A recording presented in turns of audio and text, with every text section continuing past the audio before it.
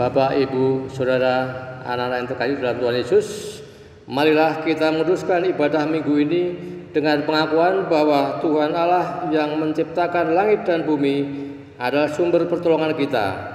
Kasih karunia dan damai sejahtera dari Allah Bapa dan Tuhan Yesus Kristus turunlah atas kita. Amin.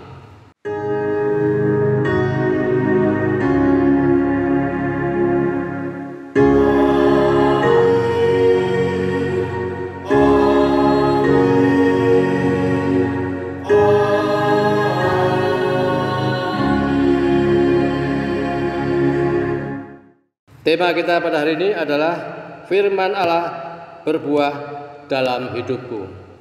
Sebagai umat pilihan Tuhan, kita patut bersyukur bahwa buah-buah dari firman Tuhan akan senantiasa kita dapatkan dalam kehidupan kita.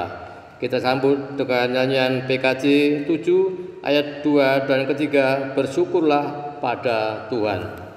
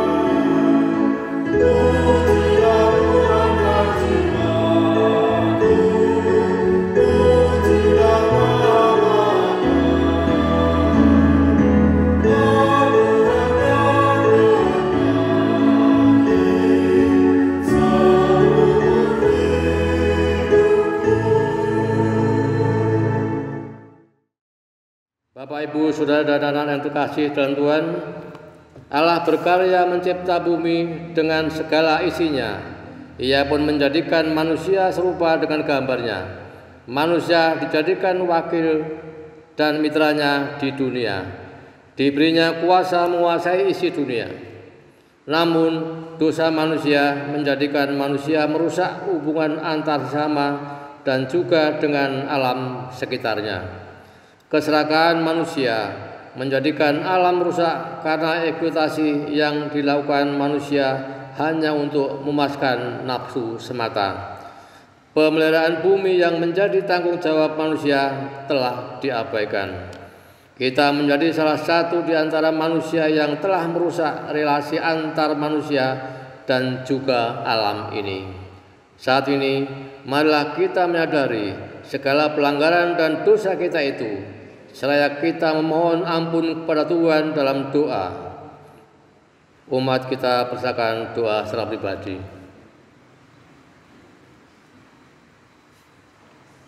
Dengan kerendahan hati, kami mengakui dosa-dosa kami di hadapan-Mu ya Tuhan. Hanya dengan kerendahan hati pula lah kami dapat berdoa, memohon pengampunan. Inilah doa pengampunan dosa kami ya Allah. Amin. Kita nyanyikan Kidung Jemaat 25 ayat 1 dan ketiga.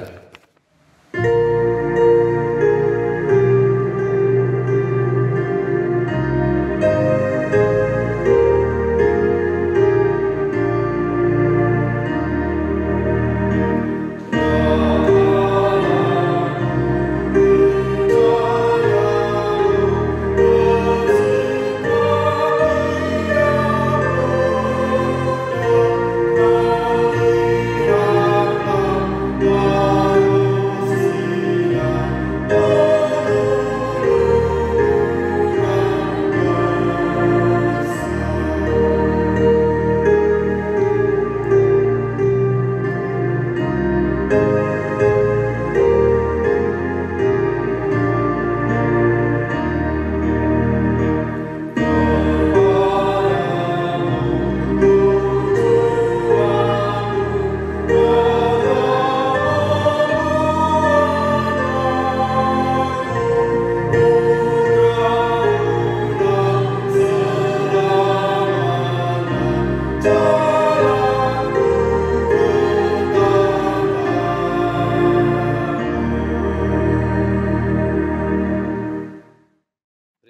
anugerah.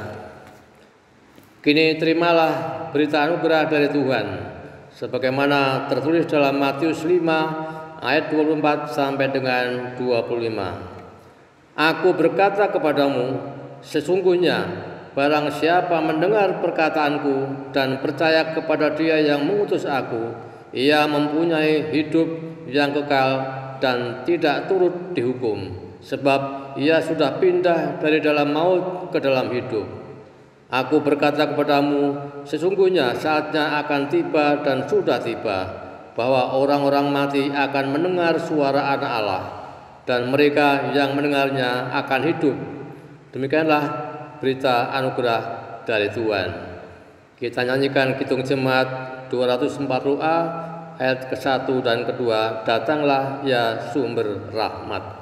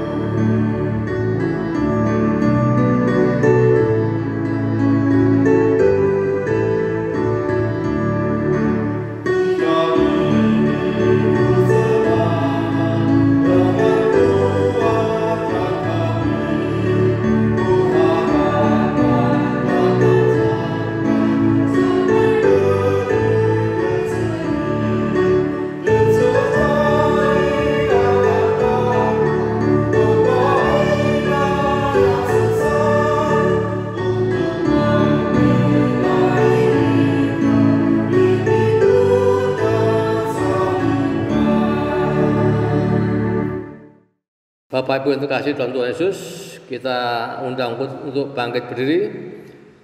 Malah kita bersama memperbarui pengakuan iman percaya kita dengan mengucapkan pengakuan iman rasuli. Aku percaya kepada Allah Bapa yang Maha Kuasa, Khalik langit dan bumi, dan kepada Yesus Kristus, Anaknya yang tunggal, Tuhan kita, yang dikandung daripada Roh Kudus, lahir dari anak darah Maria, yang menderita di bawah pemerintahan Pontius Pilatus, disalibkan, mati dan dikuburkan, turun ke dalam kerajaan maut. Pada hari yang ketiga bangkit pula dari antara orang mati, naik ke surga, duduk di sebelah kanan Allah Bapa yang Maha Kuasa, dan akan datang dari sana untuk menghakimi orang yang hidup dan yang mati.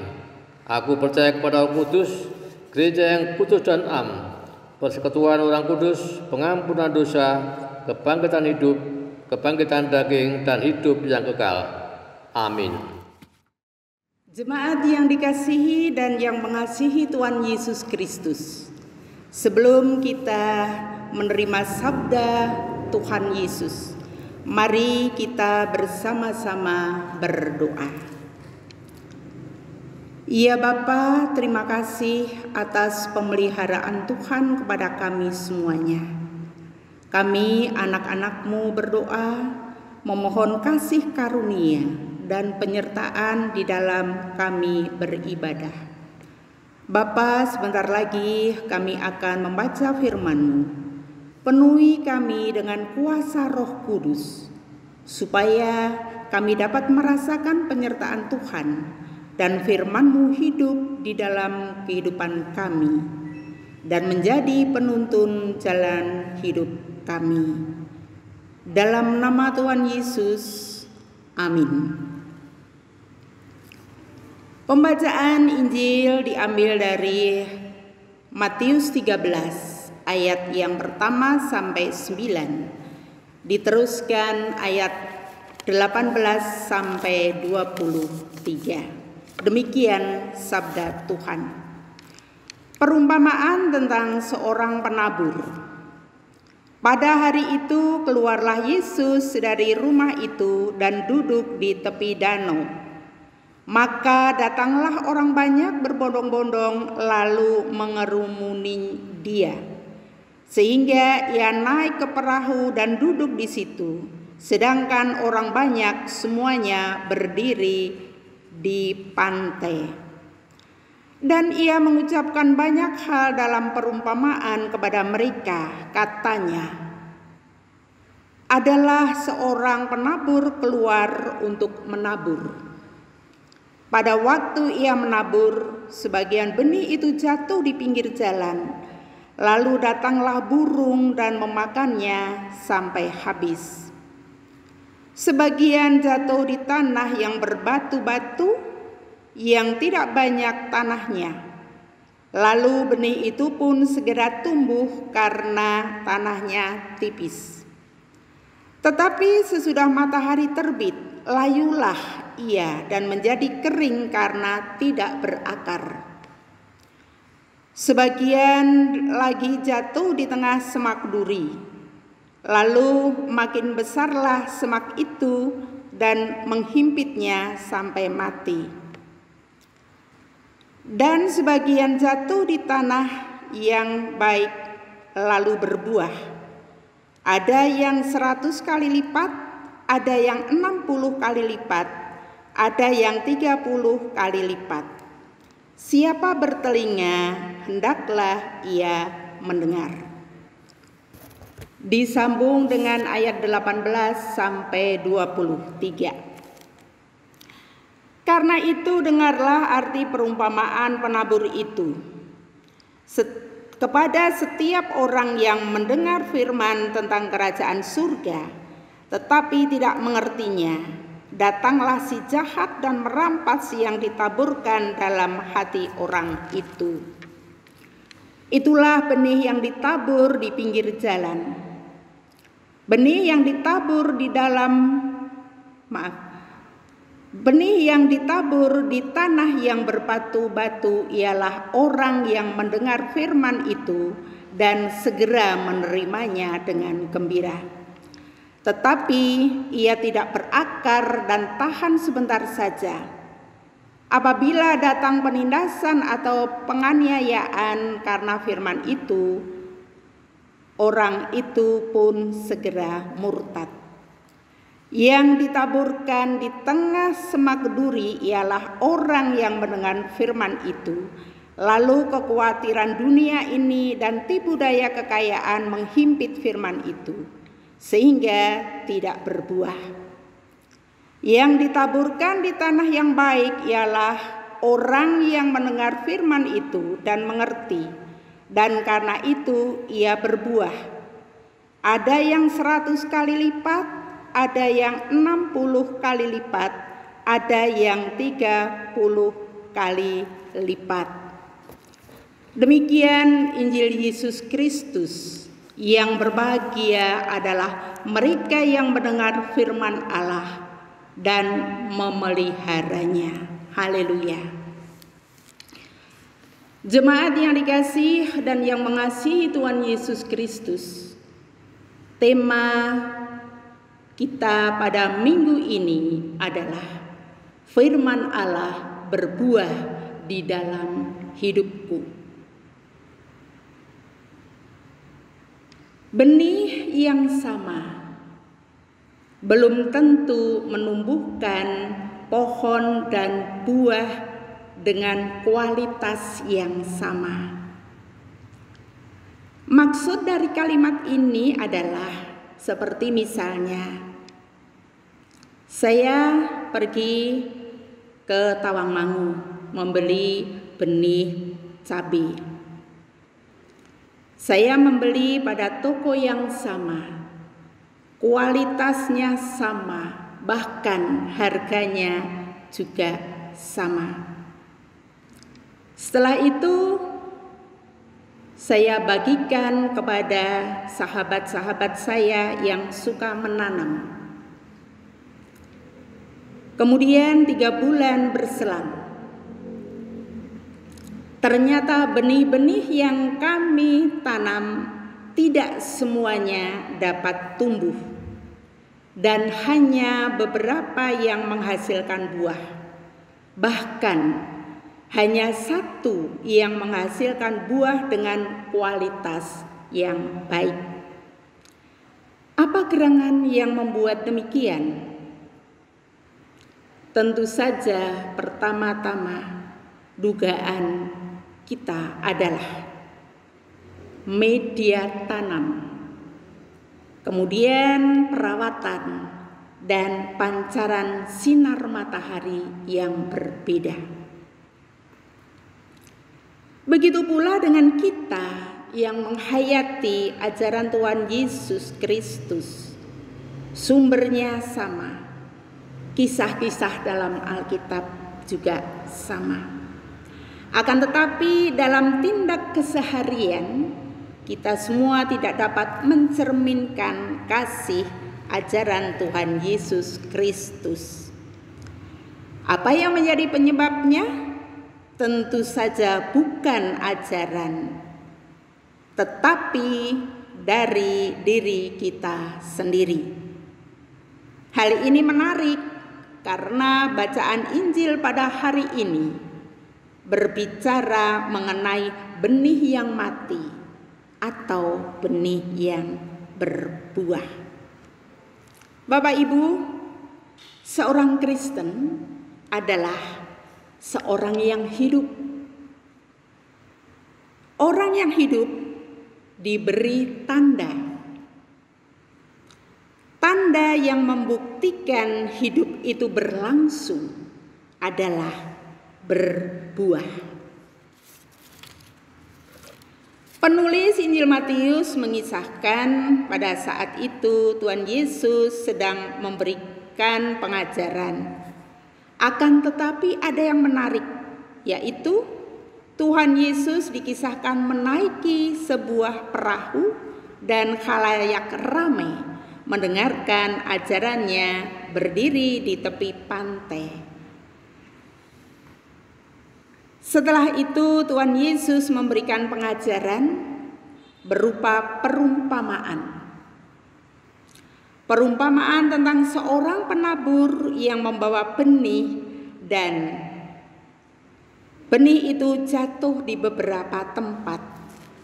Yakni yang pertama di pinggir jalan, yang kedua tanah yang berbatu, kemudian ketiga semak berduri, dan yang keempat adalah tanah yang baik. Di tempat-tempat inilah benih-benih itu jatuh dan tidak semua benih dapat tumbuh, apalagi menghasilkan buah yang tidak sama.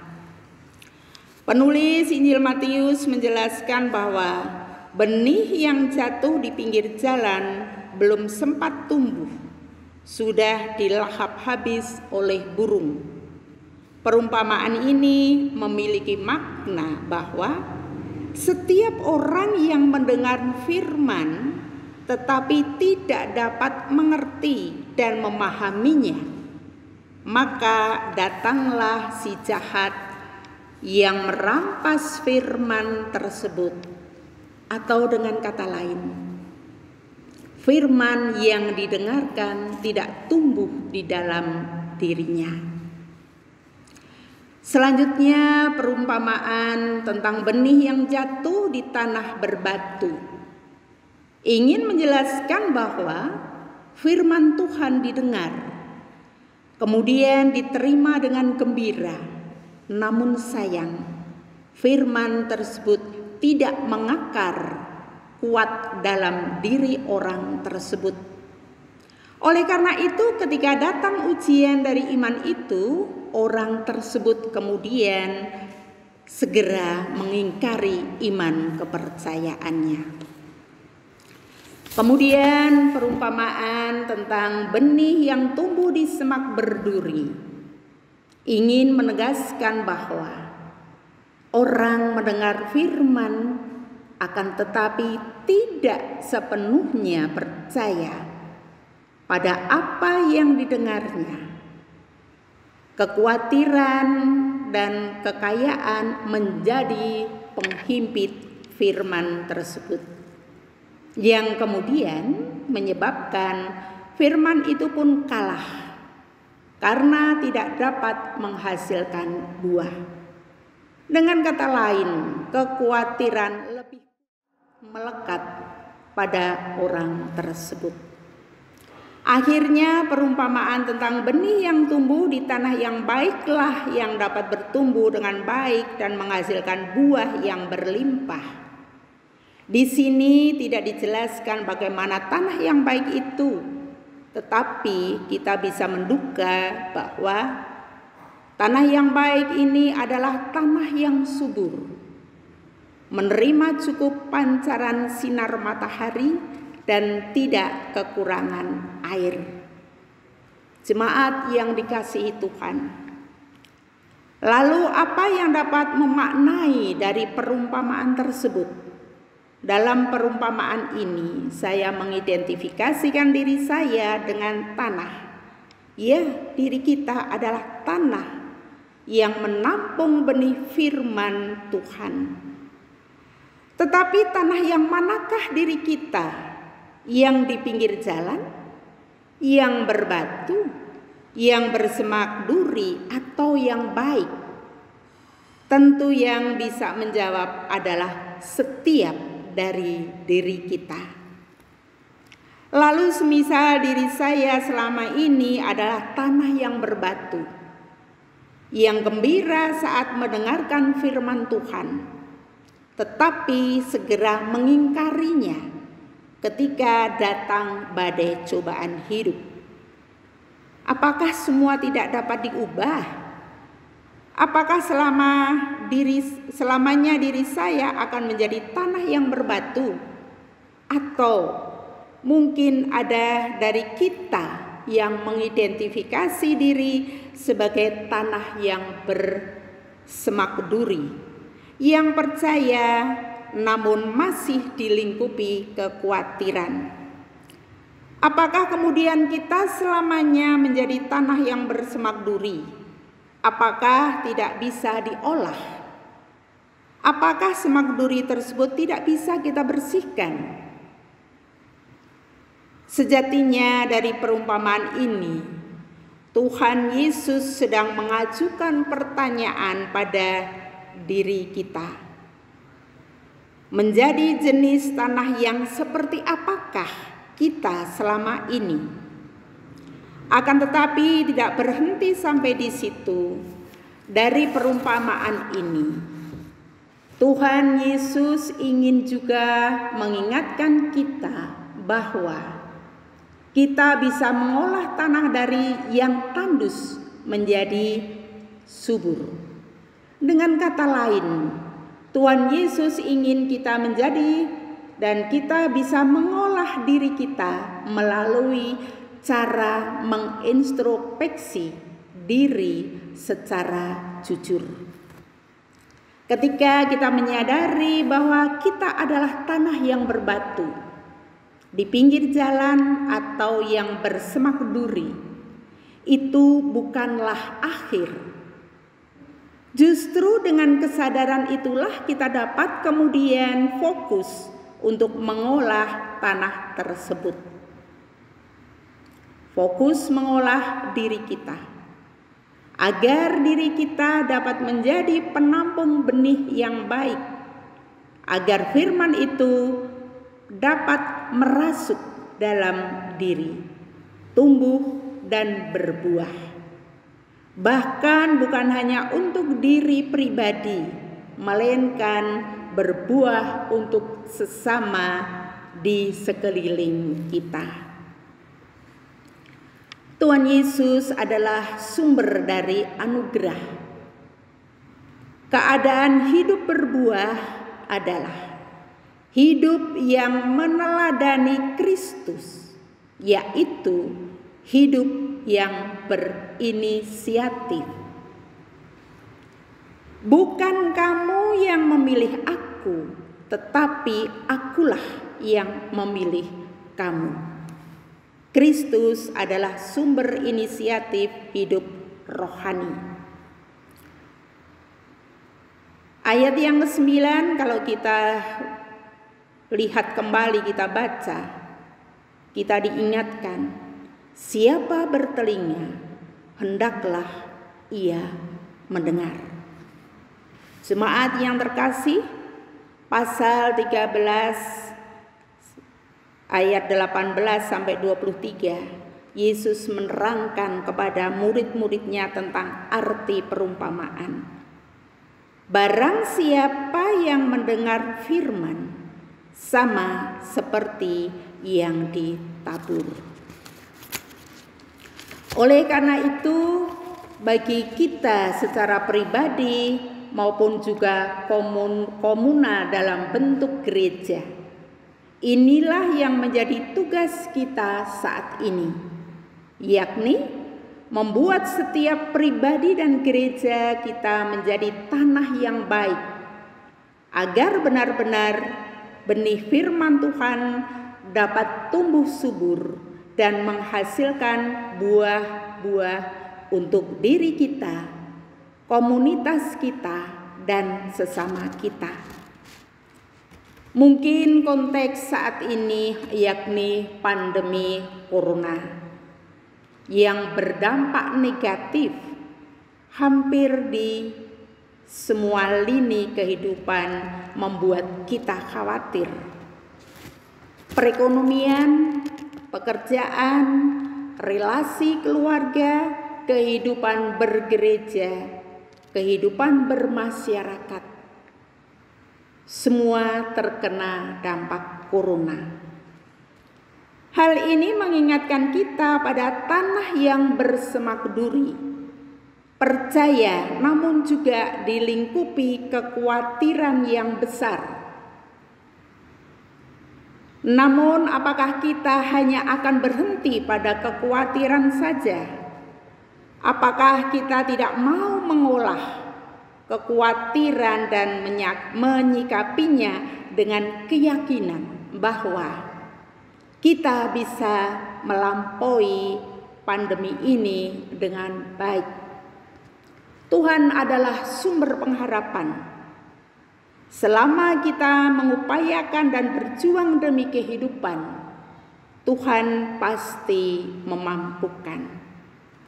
Selamat meneliti diri, selamat mengidentifikasi diri, semangat mengolah diri agar menjadi tanah yang baik untuk benih firman Tuhan.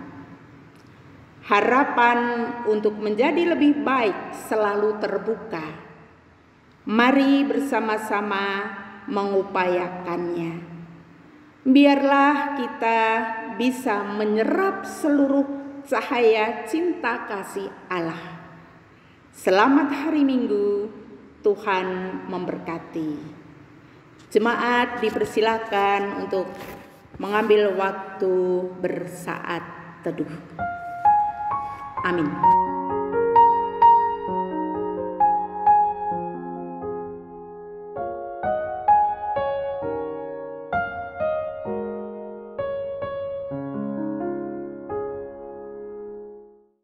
Jemaat yang dikasihi Tuhan, tibalah saatnya kita naikkan doa syafaat kita. Mari kita berdoa. Bapa kami yang ada di surga, pada saat ini kami bersyukur Tuhan atas segala berkat karunia Tuhan yang boleh kami terima di dalam kehidupan kami. Sebab Engkau tidak pernah meninggalkan kami di dalam setiap langkah kehidupan kami. Terlebih pada saat ini kami bersyukur atas berkat firman Tuhan yang menguatkan kami. Sebab firman-Mu Tuhan adalah pelita bagi kehidupan kami yang senantiasa menerangi kami di dalam kami menjalani kehidupan kami hari lepas hari. Kami juga tidak lupa berdoa bagi kehidupan berjemaat di GKJ Karangasem. Kiranya Tuhan berkati Ibu Vikaris kami, Ibu Betseba Dias Prasentina, supaya beliau bisa menjalankan tugas pelayanannya di GKJ Karangasem ini dengan baik. Bagi majelis dan para pengurus komisi-komisi, guru-guru sekolah minggu, kiranya Tuhan juga berkati di dalam pelayanannya, sehingga mereka dapat semakin bersukacita dan giat di dalam melayani jemaat-Mu di gereja ini. Segala pergumulan gereja kami, baik di dalam masalah aset gereja dan hal-hal lain, kami hanya bisa berserah ke dalam tangan-Mu ya Tuhan. Sebab kami tahu Engkau mempunyai rencana yang terbaik bagi jemaat-Mu di GKJ Karangasem ini. Dan kami percaya ya Tuhan, rencana-Mu tidak akan pernah mengecewakan kami. Ya Tuhan, pada saat ini juga kami berdoa bagi saudara-saudara kami yang sedang sakit. Kiranya Tuhan memberikan kesembuhan.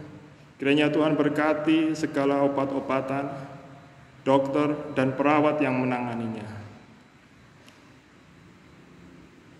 Ya Tuhan, saat ini juga kami juga tidak lupa berdoa bagi pergumulan hidup jemaat kami di GKJ Karangasem ini, baik mereka yang sedang bergumul dalam masalah ekonomi, masalah perjodohan, ataupun pekerjaan dan studi, dan lain sebagainya. Ya Tuhan, kiranya Engkau berkati segala pergumulan kami ya Tuhan, sebab Engkau tahu apa yang terbaik bagi kehidupan kami satu persatu. Tuhan, kiranya Engkau juga memberkati pemerintahan bangsa kami, dari pemerintahan yang tertinggi sampai yang terendah. Kami juga berdoa bagi seluruh pemimpin bangsa kami ya Tuhan. Berkatilah segala tugas-tugasnya, agar mereka juga dapat bekerja dan dapat membawa kami rakyatnya ke dalam kehidupan yang adil dan sejahtera. Demikianlah doa permohonan kami ya Tuhan. Kami serahkan seluruhnya hanya ke dalam tangan kasih-Mu. Hanya di dalam nama Tuhan Yesus Kristus, Juru Selamat kami yang hidup, doa ini kami panjatkan. Amin. Marilah kita haturkan syukur persembahan kita melalui pengumpulan persembahan. Dengarlah sabda Tuhan yang mendasari persembahan kita pada saat ini adalah terambil dari kitab 1 Tawarikh ayat bab ke-16 ayat yang ke-29.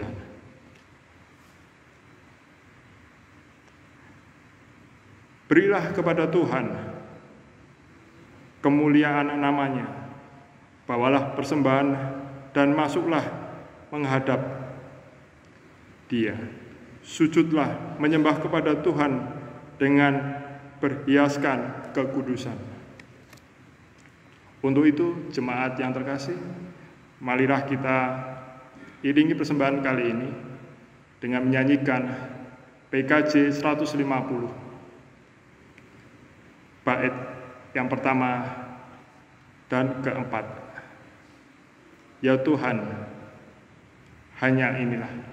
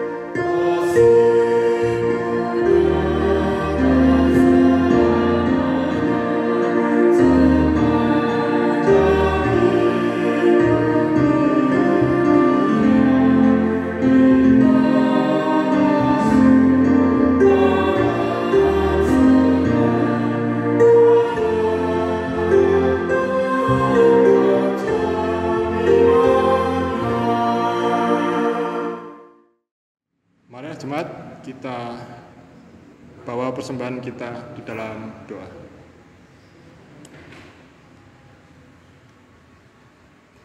Tuhan, pada saat ini kami bersyukur atas berkat Tuhan yang melimpah dalam hidup kami. Ajarkan kami ya Tuhan, supaya kami bisa menghitung setiap berkat Tuhan satu persatu. Untuk itu ya Tuhan, izinkanlah kami pada saat ini mengaturkan persembahan kami yang sedikit ini. Kiranya Tuhan berkati persembahan kami, agar persembahan ini Tuhan dapat berguna bagi perluasan kerajaan-Mu di gereja ini. Dan tak lupa juga pada saat ini ya Bapa, kami berdoa bagi saudara-saudara kami yang diberi tugas untuk mengelola persembahan ini. Kiranya Tuhan berkati, kiranya Tuhan anugerahkan dengan berkat dan hikmat Tuhan, agar mereka, saudara-saudara kami ini ya Tuhan, dapat mengelola persembahan ini dengan baik dan dapat berguna bagi perluasan pekerjaan-Mu saja. Dan saat ini Tuhan, kami juga tak lupa berdoa seperti yang diajarkan Tuhan Yesus pada kami. Bapa kami yang ada di surga, dikuduskanlah nama-Mu, datanglah kerajaan-Mu, jadilah kehendak-Mu di bumi seperti di dalam surga. Berilah kami pada hari ini makanan kami yang secukupnya, dan ampunilah kami akan kesalahan kami, seperti kami juga mengampuni orang yang bersalah kepada kami. Dan janganlah membawa kami ke dalam pencobaan, tetapi lepaskanlah kami daripada yang jahat.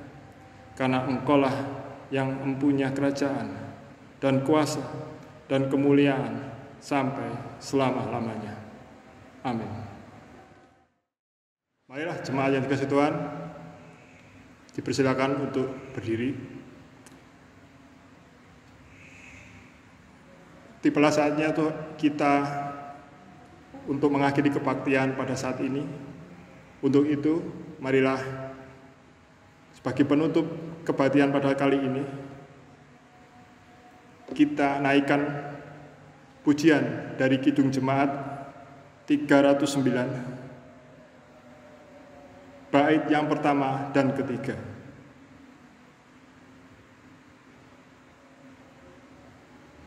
Biar ku tumbuh di batang-Mu.